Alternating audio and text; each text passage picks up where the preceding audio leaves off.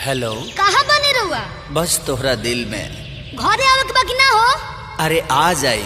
तू कहता आसमान चीर के आ जाई का? आके दिखाई तो तनी।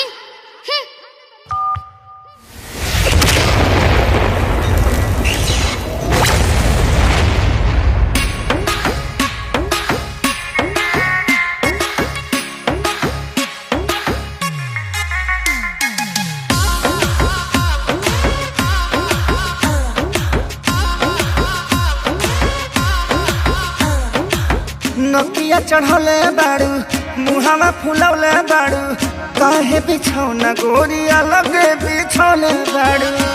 बोला हो आवो।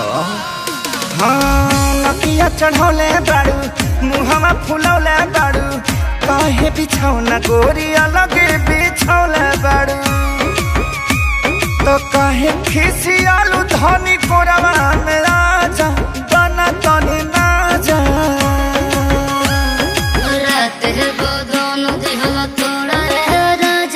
झोरा रे राजा कमरिए में पीर बड़ा झोरा रे राजा कमरिए में पीर बड़ा झोरा रे राजा कमरिए में पीर।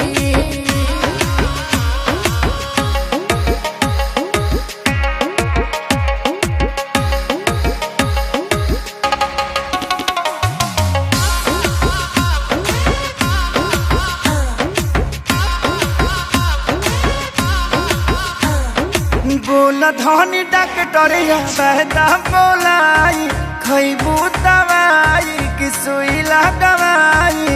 दिनमा में फल फूल विटामिन खियावेला रात में एनर्जी तू खर्चा करावेला।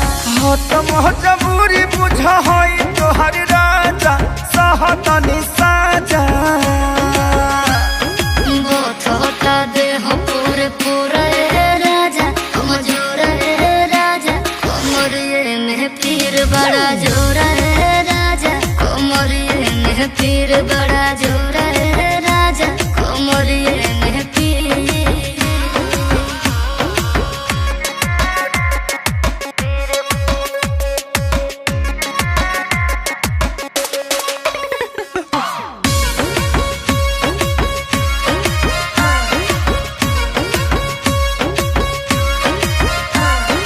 बनल मिजाज प्यार उमड़ल बेजोड़ हो मन कोहर रख दी पलंगिया का तोड़ हो।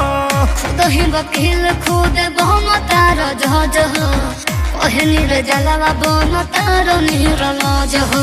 प्यार कोहरे दाना बंद करके दरवाजा हिल पर बुताजा। तो काटिल हल कोई लगाल गोरा रे राजा खोरा रे राजा कमरिए में पीर बड़ा